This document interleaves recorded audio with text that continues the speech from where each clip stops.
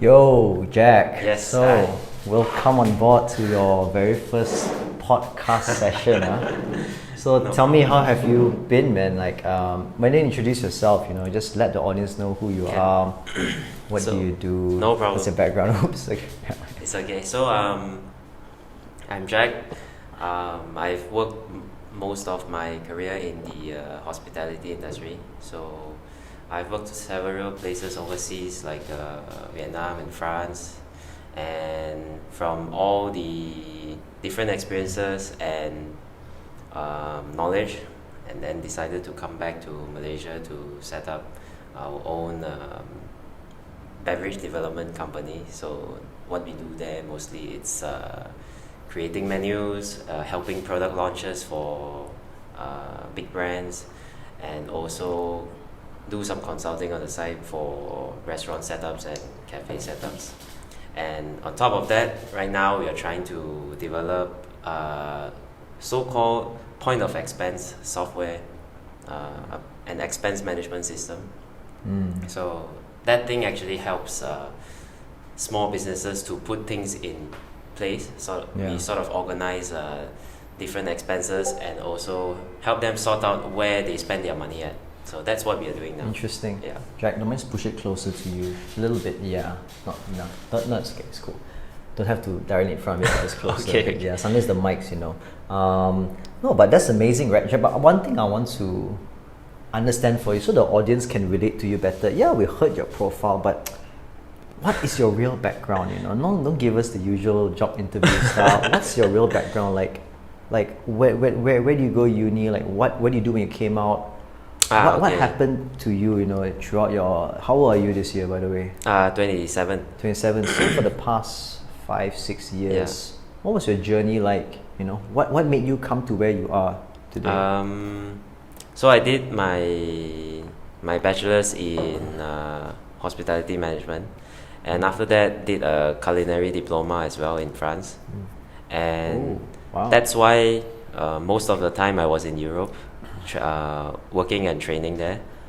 And actually my own goal all the while was to also open up a restaurant, and that is why I was trying to get more knowledge on both the practical side and also the management management theory of it, so that I know that when I come back I'm able to run the whole thing. No, but why do you even do this career in the first place? Why do I even you want to do be a this? chef, or you want to be a restaurant business, or you want to be a software app owner? What exactly? Actually, it used to be I want to become a restaurateur. So to actually create different concepts and also come up with different food ideas. Oh, Yeah, wow. to help the big brands to promote their, like, say for example there is a Spritzer. Yeah. Spritzer, they are launching this new sparkling water, but how we can make it more attractive, or inject the idea into the consumers that, hey, you can actually use this with juice, or you can use this with something else. So this is the sort of things that interest me. What's so interesting about food?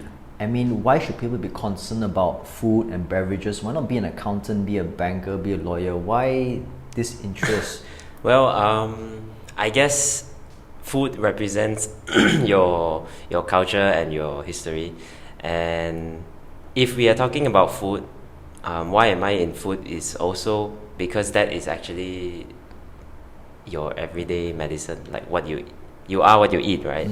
So that is a very important part of our life. And if we forego all the tech and all the materialistic stuff like cars and houses, but we still need to eat and sleep. Yes. So hence that's why I'm in the hospitality industry. I see. That at least this industry wouldn't die, but I don't know. It's hard to say after the pandemic now.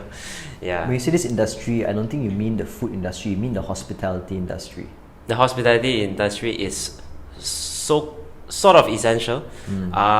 It used to be, this term came from the hospitality is to care, to Yeah. give care. So it comes from hospitals. Yeah. And later on it became because influenced by the royal family. Yeah. So that's why it comes to become a luxury right now. Oh. Yeah.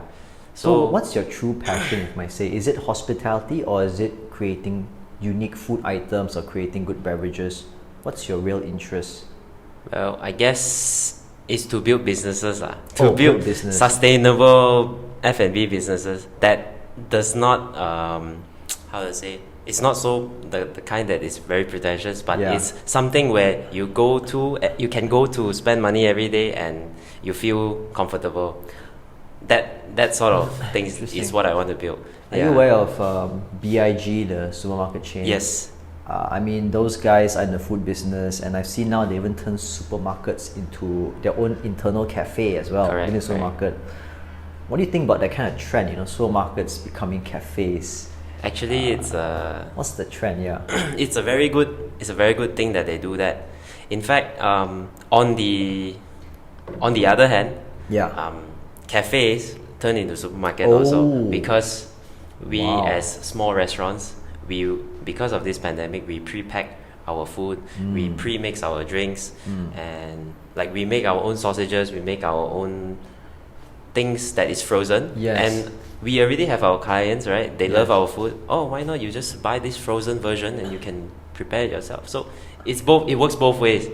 Yeah, supermarket that are setting up cafes also want to increase the time spent, the Yes. customer time spent within there. And Yes. I guess at the end of the day, it's still a big chunk. How to say?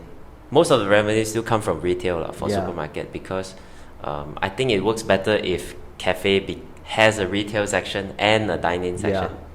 Yeah. You see, I want to understand something. So, from what I heard just now, you told me that you like to do business. Your passion is business. Will you call yourself an entrepreneur, or will you call yourself a F&B entrepreneur? Does it make a difference? I would say I'm more like a F&B entrepreneur, If I because told you now to sell baby diapers as a business, you'd be like, no, I'm not interested. You cannot do it well. no, cannot. Why? It's still entrepreneurship. It's still business. Because Unless you're saying F&B is your expertise. F&B is my expertise, and okay. I don't see how I can give value in the other industries, because I'm not so well versed at it. Yeah. Actually, the one thing I wanted to know, because a lot of people, out there, they say, if you are an entrepreneur or you're a businessman, Yeah. right, it doesn't matter what business it is, you can technically run a business. Or you're Correct. saying, actually, that's not the case. You have to have some knowledge in the area to do well in that area. You can't just be a baby diaper entrepreneur now. Is that the case, or what do you think? I think that first we need to have our own sort of technical knowledge Yes. in whatever field you want to do. Yes. Then later on, then you can learn or apply more business sense into it. Then you turn it into a business. If you do not have a core skill or capability at first, your business will most likely be easily replicated or highly competitive. So here's the thing now. We got people out there who's watching this video saying that, hey, I want to do F&B business as well. They have no experience F&B. What makes you better than them? I guess first it's you got to like to see and meet people every day and serve people. They're entrepreneurs. They like doing that. Right. Okay. And General thing, yeah. but then if you want to start a food business, you got to believe in the product that you are selling, and you got to know inside out what goes into the product. Why is the product sold this way or packaged this way? You can't just okay, I'm gonna put 100,000 into it, come up with something good, and let's see how it goes. It's What's the difficulties of running food business? Is someone right now like me who have no experience in food Yeah. business, but I'm familiar with business, okay. okay. What's the difficulties of running a food business? I mean, I guess it's to get your customer to return the second time. So when you are new, definitely they will visit you. yeah. But what makes them come back the second time? So most likely, if you are able to how to show that you have much more, right? Yeah. You are able to create more. Then that gives them a reason to come back to your place. That's why I say that's when the knowledge comes in. Like if you are able to twist a lot of dishes, create a lot of different flavors, then that gives a reason for them to come back. No, that's interesting you say, because one thing I realized, especially for even F&B entrepreneur or just any business, right? You got some entrepreneurs that can create things. Yes. Some entrepreneurs are good at just managing things like F&B. You got some entrepreneurs that know how to create good dishes, sure. Correct. Some entrepreneurs know how to create good Ramly burger and just know how the production of Ramly burger, Yes. and becomes a business. What kind of business would you say, if for F&B entrepreneurs, is more exciting, the one that creates new products, or is it more like marketing and packaging of products in F&B business, especially when you succeed in it? Both also can make money, right? Yeah. So it depends if you are more in it for the money or more in it for your, money, your passion. let's say, to be more successful as a business. If you're talking about money, right, then definitely the mid-range, high production packaging frozen goods, that direction is the best. You pay a bunch of money to develop one, say a very, very good patty, right? Yeah. Like maybe Impossible Foods, right? Oh, but okay. Yeah, that sort of stuff lah. Then basically you have 1 or 2 or 3 products, and then you just push heavily on marketing to like keep on selling that. Okay. Yeah. That one definitely it's more and profitable. What's the other side of things you're saying? The other side of things is like those where you see Gordon Ramsay. Yeah.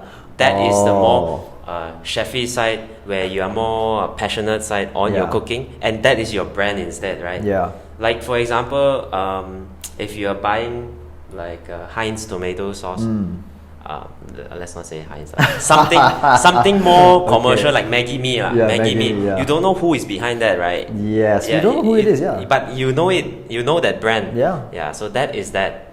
So that actually have I see that has a longer term growth, because that brand or that person won't die. There's no people it's behind marketing at the end of the day. It's not even so much, I'm a good F&B person, I like good food.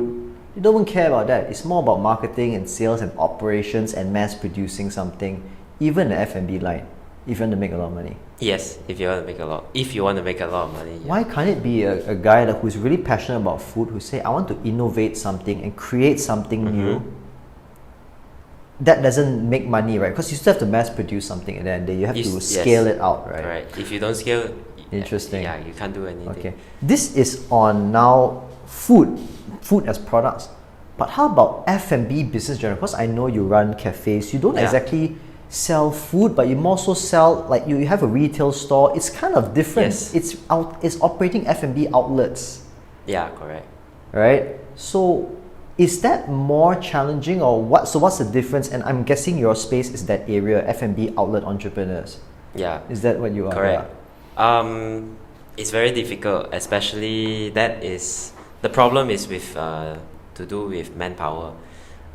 It's not you just need normal like labor or whatever, but you need to hire the right people that suits your ambience and your style of service. Yeah, and sometimes how to say, they are not robots, right? They are humans. Yes. And they come in sad, or sometimes they come in happy, which is good. So you need to sort of manage people. So my job is to make sure everyone who's working with me is happy, and so that they can give good service to our customers. Wow, so that's the toughest part. That's why I actually don't really speak to customers anymore for the past like 1.5 years, because I'm mostly dealing with all the staff and the team. Yes. Making sure they are happy. If they are happy, I would believe that everything else will be fine. Yeah. It makes sense, because if your team is happy, then they can reach out to all the customers happy, right? Yeah. And I think, I understand. Even if I was speaking to some like startup founders who run bigger startups, and they say that actually their main role really is focus on making their team happy. Correct. Because it's only when their team is aligned and happy can the team become like a clone of the founder himself, or like an extension of him. Yes, right? Exactly. To share the founder's message and belief and personality to the... And all we hope is that don't leave so fast. Yeah. Because, of course, when I say take care of the team, right? Yeah. Meaning not only on monetary side, also on your health side and what you love to do, making sure that when you continue to stay on here, you still see a path, or you still see things to grow on, right? People normally leave because they feel like, okay, I think I learned everything here, I can't grow anymore, so that's why I need to leave. Yeah. And that's why for my team, I train most of them to become more entrepreneurial as well, saying that, look, you need to do this and this like this, so that next time when you start up your own cafe or whatever business, this won't happen again. You know, so that's how I teach people usually. Wow, no, that's good. That's very good. I was thinking about just now what you were saying. Yes. About like creating a good team. Oh, sorry, not about that. About the product, where you was comparing a mass produced product versus your passion Innovating on a specific thing. Correct. Okay. So I guess the keyword is consistency, right? Consistency. If you can constantly innovate and have different new concepts under your restaurant group, then you will survive and do great business. Yes. Right. Same thing if you can consistently produce the same packet of noodles every time, then there will be no problem because customers know what to expect when they come to your brand. So all about consistency. It's all about consistency. So that's the difficult thing actually. Yes, I guess the secret of McDonald's. Yes, exactly. Just want to make sure. Yeah. Okay, good. Okay, cool. So I think wanted to discuss with you more about being an entrepreneur. Okay. A lot of people in our audience, they want to be entrepreneurs, right? A lot of people out there, they just want to know what starting a business is like. And can I say your experience, you have never worked for anyone before in a corporate environment. When you came out of uni, you straight away went to business. Is that what happened? Would you say working in an international hotel group is corporate environment? No. Yes. But you're working for a big company. Yes, Okay. I did. So tell us your experience working for a big company, getting paid a salary and then suddenly working for yourself. What made you do the change and why you wanted to do it? I mean, to be honest, that last time my goal was to really just work to become the general manager of a hotel, and that is usually what they train us to do in school. That's why when I started my job in hotel groups, I learned a lot. Like there is some politics in place where you need to do certain things to move up the ranks, and I don't really like that sort of bureaucracy, that sort of work environment. But what I would say to your audience is it is definitely necessary to see that side of whatever industry you plan to work in, right?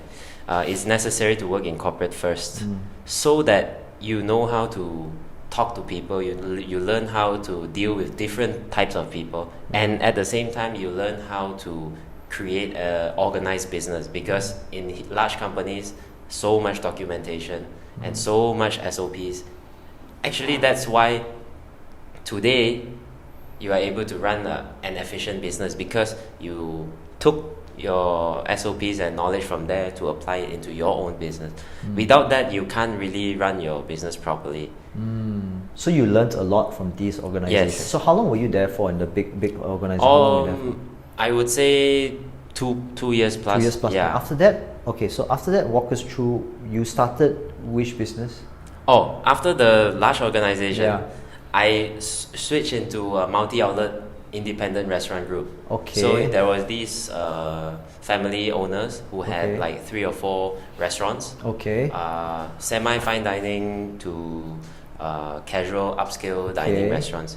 That was in France. So that this was in France? Yes. Okay. So that I saw a different management style. So you were working as what? What were you doing there? That was as a bartender Okay. and as a server. Okay. Yes.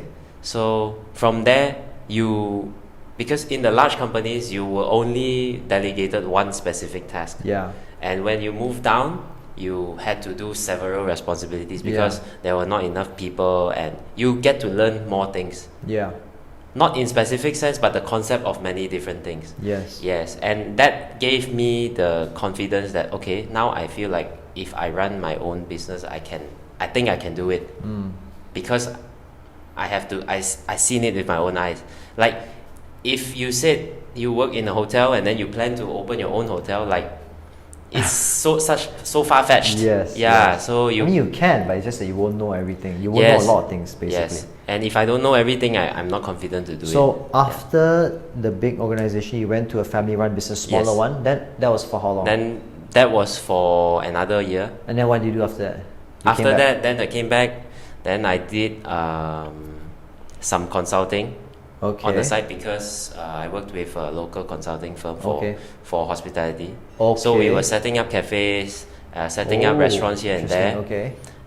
That's when I learned about the legislations, Yeah. the more non-operational side of it, like creating a menu, looking for the different authorities to apply for the different license, Yeah. stuff like that.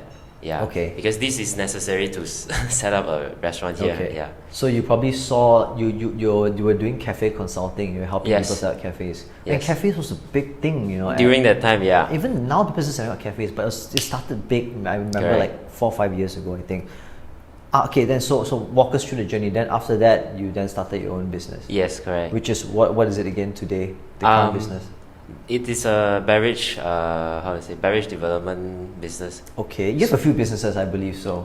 Actually, not really much, yeah. But Okay, walk us through what are these businesses that you started?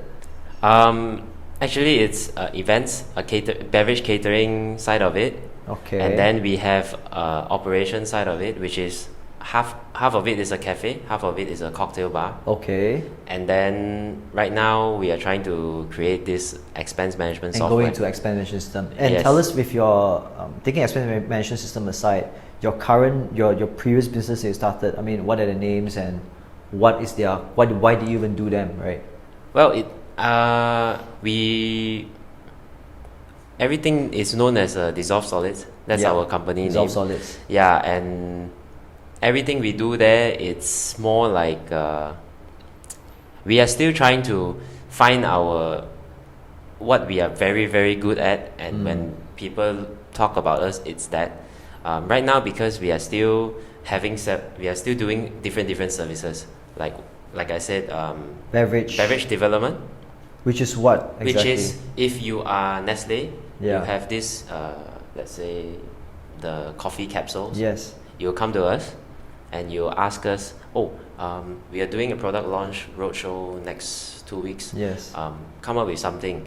So what we will do is, yes, we will showcase to the users, like, okay, you can extract the coffee, and then also you can maybe put in brown sugar or put in some peanut butter into it. So you will advise your clients on Yes. how to develop their beverage. On how to promote their beverage to consumers, to make it look user friendly, so that because they may know how to develop the machine to create coffee capsules, right? But for consumer side, so what do I do with it? That's the question. So No, you drink it. yeah, you drink it, but that's boring, right? You just drink it, but give me some more use cases for me to have it at home. I see. So means you can put. We have one of our business partners, our marketing side. His name is Stanley. He takes Yeah. coffee. He puts orange juice in it. Yeah, stuff like that. So that's what we call beverage development. So you're not directly innovating on the actual beverage itself, but it's more like how do you use the beverage in unique situations, Yes. or mix and match with other things to create a better experience for Yes, beverage. like for example, right now you are aware of tonic water, right? Yes, tonic but water, not yes. everyone have tonic water at Yeah, home. it's not common. So if the tonic water company comes to us and say, we want to push this the next year to get more users using, I say no problem. So we will come up with different ideas to show users how you can actually enjoy so like it gin daily. and tonic, or tonic and whatever it is. Yes. Okay. Oh, I see. Yes, maybe tonic and orange juice, like what Okay. Stanley said. Why not? It's the Interesting. same thing, but it's just you need somebody to do it first to show it to everyone. So okay, it's common. Well, what do you call this role? This is an interesting role. I don't Beverage development. Beverage development. Yeah, beverage development. Interesting. Okay, so that's one, and then what's the other one? The other one is just beverage catering. That's like if you have luncheons, you have a corporate company, Okay. dinners. Okay. So we will just be there to set up the cocktails or coffee and tea station. Yeah. And what got you involved in this? I mean, so how does it work? The guy say I have 100, 200 people coming to my wedding or my corporate Yes. luncheon. I want just beverages. I mean, I want beverages there. Yes. Why don't they go to the food caterer who's also Because they doing only beverages? have orange juice and iced lemon tea. Oh, They I are see. food ma. So They what cater will you food. guys provide? We will provide. So you come to us. You let me know how many people you have. Okay, Yeah. I say let's do maybe 3 or 4 options Yeah. for your clients. Then you come to my shop. We do a tasting session. Oh wow, tasting so is quite unique things. Is it? It's not your Milo and No, 100 plus or something. It's curated cocktails lah. So based on what on that night, what food you are getting for your customers, and also we can follow. What's the example? Give us some examples on this. So for example, maybe you have Indian food for that night, right? Then maybe I would recommend you to have several cocktails that are refreshing, but maybe a hint of spice to. Are these alcoholic when you say It's cocktail? alcoholic, yeah. Okay, so and what you guys specialize in this because you have alcoholic suppliers, or how does it work? Because if we do not do events outside, we Yeah. already operate as a cocktail bar. So Okay. so it is on top of that. Oh, I because in the beginning we have this shop Yeah. in Damansara Kim as a place for us to do prep, cook syrups, do all the garnishes, so Yeah. that we pack up and we go to the event. Oh, I see. And that's where Okay. we meet our clients in our office. Okay, so you are focused on alcoholic drinks. Can I say that? Because that one, that one is more. I think there's more demand for that. Yeah, That's why it we are requires more focusing skill. on It requires more skill as well. You're Yes. not just taking some Ribena or something, it. right? Yeah. Okay, that's interesting. Yeah, but- so yeah. so you did this with your current business partner, Yeah. right? And how do you guys meet, or how do you even start this business? Through doing events as well. Okay, Yeah. So you did events. So how do you get started in the? I mean, why did you get into this business in the beginning, even after you came back to Malaysia? Why not work for a company? Work for someone else? Because the goal was to come back to Malaysia and set up something, right?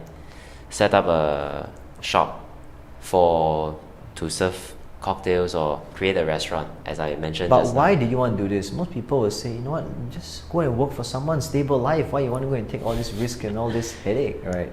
What was the motivation when you came Because throughout the times when I work for someone, Yeah. like we have a lot of our own ideas. back? Yes. Definitely, we will have this little book that we write down, oh, actually this can be done like that. And when you go up to propose to the chef, you say, no, it can't be done like that. Oh. That's why most of us are always opening our own restaurants. I see. Because you want to execute your own ideas to show that, hey, that's possible. Yeah. Right? Like that.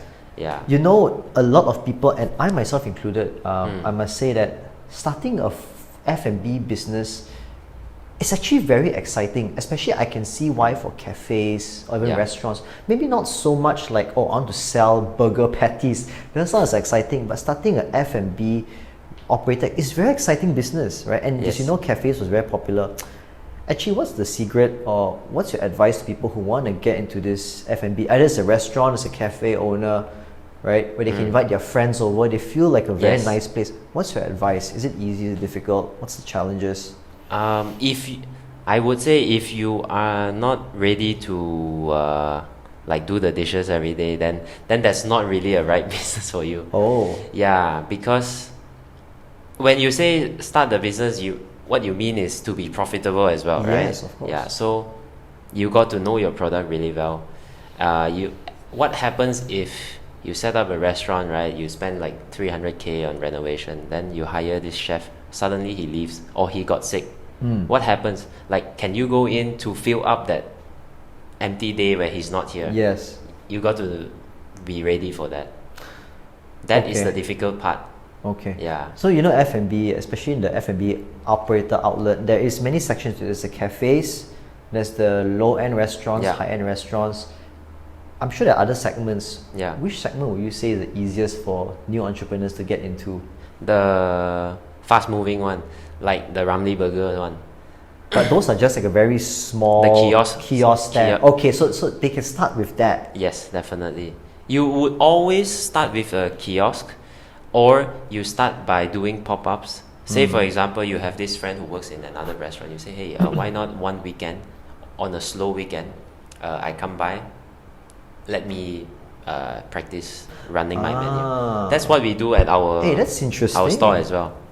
So anybody who wants to get the F&B business, you will tell them, say, especially if you want to be an operator, run a restaurant, cafe, Yeah. you will tell them, say, no, don't do this first. Run a small kiosk stand Yes, first. yes. Sort of like your Sell MVP. food there. Yeah, no, that's an interesting idea because they don't spend hundreds of thousands or millions or whatever to renovate, and they still get the experience of food and. Yes. Okay, then what's the natural evolution after? How does it work? After that, do they then move on? Is that how it works? Yes. Let me put into simple perspective. You Yes. imagine when you go kopitiam, right? You see so many hawker stores, right? So that should be you first. Okay. Then you sell your wonton mee. You start to get famous. Yes. You get now you are growing out of the place. Then it makes sense for you to get your own store. Now your shop only sells wonton mee. I see. It's the same thing for us modern ones lah. Yeah. I want to ask then, okay, fine, that's one style. I mean, I've never heard of any F&B entrepreneur that does that, although maybe they should do that. I've heard friends, they set up a cafe straight away. What about people who just set up a cafe straight away? I want to launch a cafe. Is that easy, difficult? What's the challenge in that? That would be quite risky because you would have put in so much capital and I can't sleep at night, even for myself in the beginning. Yeah. Like, your overhead is there already, so how are you going to cover that? So what's the key to success for anybody who wants to start let's say a cafe, right? Which doesn't require huge special food for a special chef. But what's the key to success actually in Malaysia that you have seen? You got to have your niche lor. Why people need to come to you? I mean, everyone sells coffee, right? Maybe do you only focus in filter coffee, or are you only focusing on coffee-based mocktails? Okay. You got to set your positioning. That's the secret to success, is it? Having a niche? Having a niche, yeah. Fill in a gap in the market that you see something that is not existed yet or not so commonly available. Then you say, hey guys, I set up shop, I'm selling this. So give me an example. I'm a cafe. I've seen so many cafes out there. You got your Bean Brothers, you got your Starbucks, right? Yes. Okay, but maybe just a different league. But you got all sorts of just serving coffee and Correct. tea and cake. Some of them I believe are okay, are fine, right? They are fine, yeah. But so what problem are you solving? Back to the question, or like, are you just there to be there, or They set up a cafe, they make it look nice, okay, and they just sell food and. I mean, the that's thing. fine, no problem with that. So can they be successful? Is it that simple? Like, I got a cafe in my place, I make it look nice, and people will just come. I mean, your coffee has to be good and your food has to be good lah. I mean, yeah, they just have a machine and they make coffee. Yeah. No, so yeah, what's the challenges? And also the people there, like if I go back to a cafe, I would like to see the same person there. Meaning like I would want to get to know who is making my coffee and stuff like that. Yeah. Otherwise, you are just competing with Starbucks, right? You want to, the human element, it's like what Starbucks promoted lah. It's like the third place. Yes, yes. And I think our customers who come back is mostly regulars, who like 70% of them are returning customers. So when they come, they will bring their own friends, and their friends will bring their own friends. That is the best way to promote your F&B business. Interesting. Instead of putting out flyers and giving out discounts, that would hurt yourself. Yes, Yeah. you're right. Yeah. Oh, Jack, Yes. welcome back, man, for the third session. So, hey, it's been, how do you feel, man, like talking podcasts like that? It's okay. Is it tiring? Do you have to be on like certain kind of mode the whole time? Or can you casually talk? Not really. Like I can casually talk because I mean that's how we talk to friends and stuff. Yeah. I mean it depends on the interviewer, right? Yeah. If you are less formal, then it makes me feel more comfortable. Yeah. So it takes a very good interviewer to do a great podcast. It takes two people to be able correct. to talk well. Okay, cool. No, so I think one thing I wanted to chat about with you, and I think very valuable for audience, is your newest venture you're doing, which is software business, right?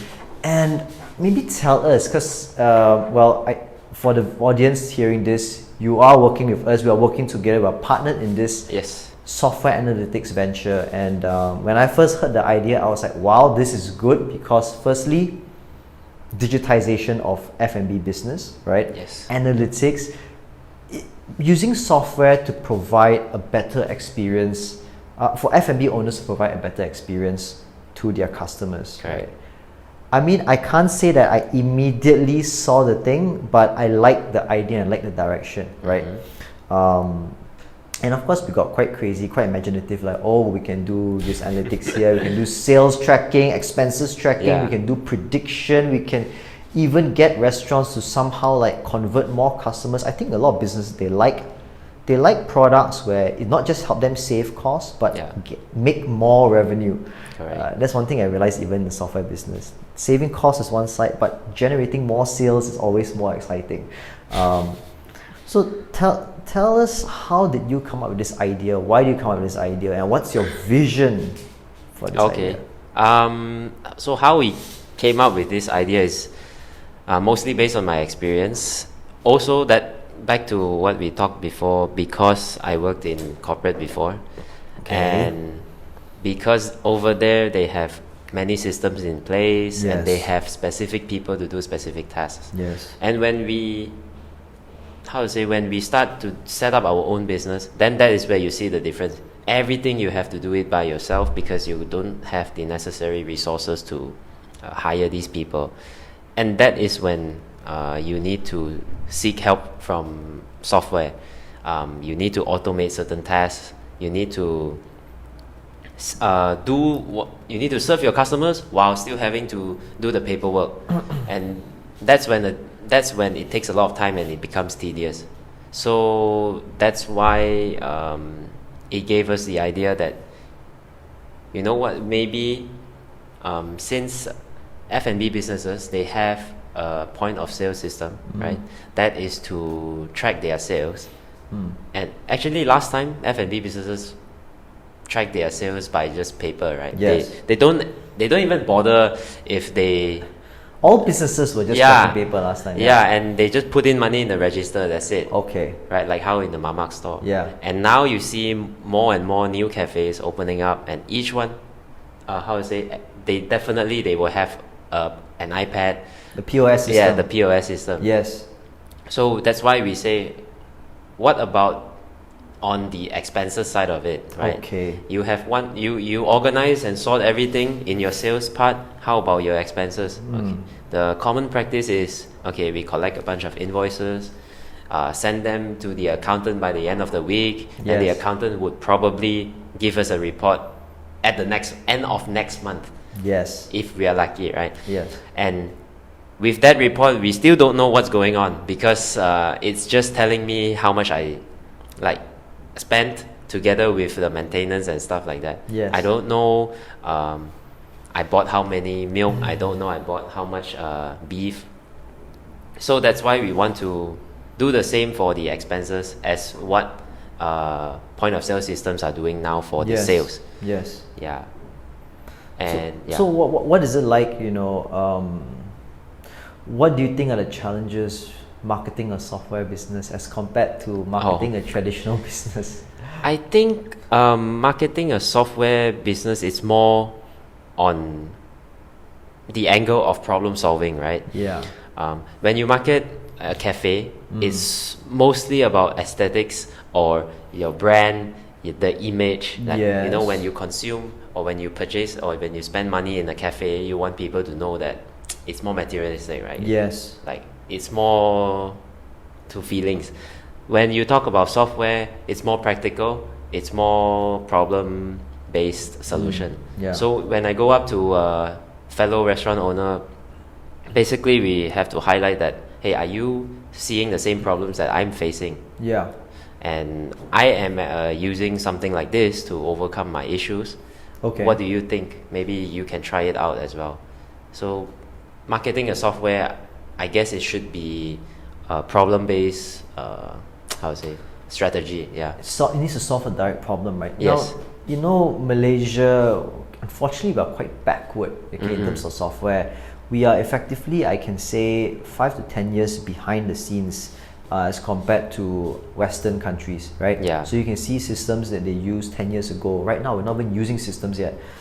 So talking about F&B industry, F&B operator, what kind of people are they? Do they readily adopt software, or are they very traditional, old school? Is there a category for this kind of F&B operators? I would say actually they are very traditional and old school.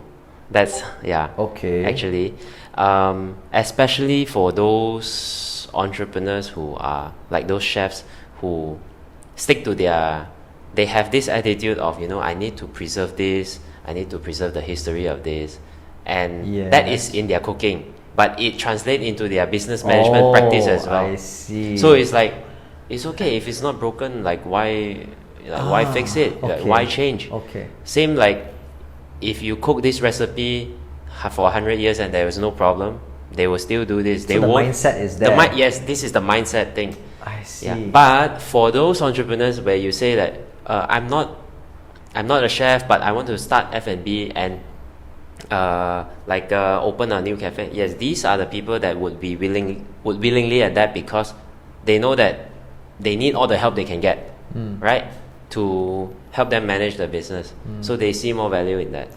Okay. So with this system that we are building here, which is expense tracking analytics system, more so analytics and tracking on the expenses side of the business. Okay. Right. What's the vision for this system 2-3 years down the road, 4 years down the road? So through understanding where you spent for what things, yes, we want to help you recommend better things for you to buy as well. Like, say for example, you've been spending this much amount on this from this supplier. We can maybe help you source much better suppliers to optimize your margin. Yes. Yeah, and at the same time, by knowing, we want to actually be your virtual consultant. That is on the recommendations part of it. One is the marketplace, right? Marketplace where you can buy, pay, and receive your order through just this one single platform. Yes. The second part of it is the predictions, the recommendations part of it, which is because we know your sales performance and your expense performance, we can act as consultants and just like tell you like headlines highlighting what's going on in your business. Say like, this week's consumption of milk compared to last week went a bit low, but your sales was better for milk products. Then maybe as an owner you will know that probably last week there was spoilage or something went wrong with this ingredient. Stuff like that is what we want to do. What's the vision in one sentence? 4 years vision. The only place you need to go to see how your restaurant is doing, like to track the performance of your restaurant, because we will track sales for you as well. Basically your restaurant dashboard. Yeah, it's a restaurant dashboard. Now a lot of business owners, they will say, right, this restaurant dashboard does not help me in my business performance. Or actually it does, because it reduces costs. It reduces costs in doing tedious work, because we process the invoices and sales report. That's the automation part. Yes. But it also gives you a place to go to check out what's going on, because otherwise you wouldn't get any insights. If all your documents are scattered around, you may be able to find out what's going on, but you would take maybe 10 times the time. Right? So you automate for restaurant owners, you consolidate information. Yes. And you say you automate, you organize, and do you also analyze? That's the most difficult part. We will display an analytics tab showing you you can set what you want to analyze. You can look at what you want to see, but at this point we can't recommend stuff to you yet. We are not that intelligent yet. So you automate, you consolidate, you analyze. I think the part that you mentioned, so the hard part is to predict. Yes. Analyzing could be quite simple, depending on what kind of analyzing you do. Would you say analyzing is like recommendations? Different, right? Different. Analyzing is using current data. Okay, just analyzing historical data, fine. But prediction clearly says you're talking about the future. Maybe we can say visualize. We help you visualize your Oh, that's data. interesting. No, Yeah. you automate, visualize data, Automate, consolidate, and visualize. automate, consolidate, visualize, and predict the future of your restaurant. Wow, Something like that's that yeah, that's a very and the thing is, I can bet you right now, what is it? StoreHub is going to say the same thing as well, but Yeah. they're coming from the sales side. Correct. We are coming from the expenses side. Yes. They're coming from the front door, but they want to go through the whole house and take over the whole house. We're coming from the back door, and ultimately, I would say we want to take over the whole house as well. Meaning go and take Yeah. over the sales part as well. There was a very famous startup in America. It's barber shop. Yeah. You saw it? I sent you a link, right? Yeah. They focus just on barber shop Correct. only and do everything in barber shop. The And they one-stop did shop, everything. They did everything, you see. So the thing is do you believe in the strategy as, we just focus on a small part, different small part, or you say, no, we'll take over everything because there's consolidation, Yeah. synergy for restaurant owners, right? I guess for the barber industry, it probably makes sense for them because there wasn't anyone offering such solution for this niche, right? Which is do a whole thing. Do the whole thing for Yeah. for the barber shop. Yes. But for restaurants, you can see so many other other software companies offering point of sale software, Yes. and hence it makes it very competitive. Just point of sales. Just point of sales only, and there is even free point of sale software. And that's the thing. Shouldn't the best system that they go to, right, be the one that say the point of sale that integrate with their back-end admin system? Because when you have integration, you got the whole package. It's more appealing, Correct. isn't it? Correct. So I guess we see how it go because it depends on the I know for sure that if you already set up a restaurant and you have chosen to use this point of sale Okay. system, you will be less likely to change Okay. because you would assume that you have all your data in it, and your staff are all familiar with this exact Yes. interface and Yes. UI. You would not want to change because, like I said, consistency is the key. Yeah, unless maybe you open a new outlet. So they're willing to add in the expense part because Correct. no one is doing that. That's what you're saying. No one is Yes. tracking expenses, visualizing expenses for F&B outlets. Yes, so for the time being, our plan is to get you to just send us your daily sales report. We'll automate that for you as well later on. Yes, and you Yeah. automate as well. Yeah. That's very interesting. And so now that you're going into software business as well, right? What's your personal direction? Do you want to be a software entrepreneur, or you just be like a guy that runs these multiple different businesses all in F&B? I guess my personal direction is that I'm looking into studying more on data science, Yeah. so that later on I'm able to help parse information about how to create better recommendations. Same for menu based. So that is what I plan to learn. Interesting. Yeah. I wanted to speak with you on one very interesting topic that came out recently during this COVID, which was, Okay. and I saw it just a few days ago only on Bloomberg YouTube, talking about this idea of cloud kitchen. Okay. Do you know that one restaurant, okay, so not one cloud kitchen, one restaurant right Yes. now can set up 10 virtual restaurants on Grab and Foodpanda. Yeah. Different restaurants, and they change the name of the menu to make it look different. And it's like they have 10 different restaurants. Correct. What do you call that? It's not cloud kitchen already, right? It's setting up a virtual restaurant. I think it's the same thing as a kopitiam also. One kopitiam, one shop lot. Yeah. Have how many different businesses? Okay, yes. Yeah. But And all those businesses are different, operated by different owners. This is the same Correct. chef, the same kitchen, Correct. but they're serving as if they're serving for multiple So restaurants. you see, if like that, it was say it's a Thai restaurant, right? Yeah.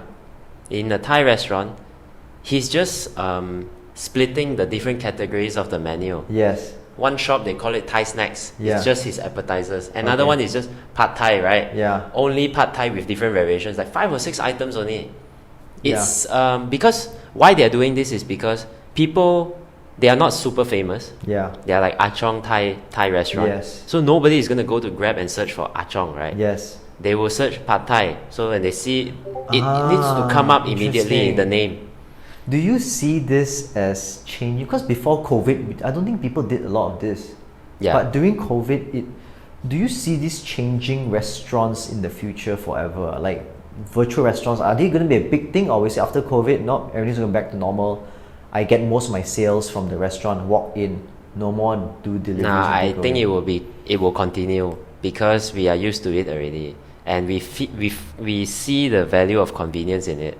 Sometimes even like even me, I don't really care where it comes from, you know, as long as it is what it is, and I'm fine with that. Yeah. But there are also the ones that, you know, I only support my favorite brand, so I will only buy from there, no matter how expensive it is. Yeah. But for us, we just want to feel full. We want a quick meal, right? I search for pad thai, and that's the first one that comes up, and it's the nearest one. Fine. But before COVID, most people don't search for food. They go into the restaurant and buy it, right? Is it? Yeah. Correct. So why now people are willing to go and take the food and put in a container and deliver and gets cold and all that? People are willing to do that. It's a different kind of business. But for me, I don't have to get out in my car and drive, find parking, and then later on tapao or sit there and eat and come home, continue my work. I think it also depends. Now that everyone's working from home, yes. But if everyone's going out to office all the time, then no, you don't get that, right? Because you're always out in office in the city or whatever. You're with your colleague already. Why would you want to go and order in your? I mean, you may do that. Yeah. So that's why only for the low end food lah, the fast food you can do that. Easier food lah. I mean, if food's more expensive, then it's harder. You pay more money and then you get in a plastic container. Looks so horrible. Then that one doesn't work. Yeah, that does not work. How can we as a software company also target this space of virtual restaurants? That is when I would. I mean, it's the same. You would have to make a different account for your virtual businesses. I mean, ideally you would want your virtual businesses to grow individually in every different brand. So you need to make different accounts for. And consolidate. All the more you need software, because now you got so many restaurants, you need to consolidate everything. Exactly. And I mean, I think I saw the video also, right? I guess what they say they were doing is if it fails, then they just switch a name and then they just do it again. That's it. I think if you have that mentality, it's quite difficult for you to grow because you don't learn from your mistakes, right? So that's only when data comes in to help tell you what was your mistake. So the next time you create a new name again, you know what to do. Data helps you learn from your mistakes. Without data, you cannot do anything, right? And all the more, why now? Restaurants may say, because this doesn't help me get more sales, but it helps you find out what didn't work. And helps you improve. Correct. Right. If you close down one of your virtual restaurants and you don't learn from it, then what's the point you did it in the first place? Exactly. No, I think that's a very interesting take to why people should capture all their data. Right. Very interesting. No, thank you, Jack. Thanks for joining in for us for this podcast, and I'm sure we got lots of insights. Thank you for having me here as well.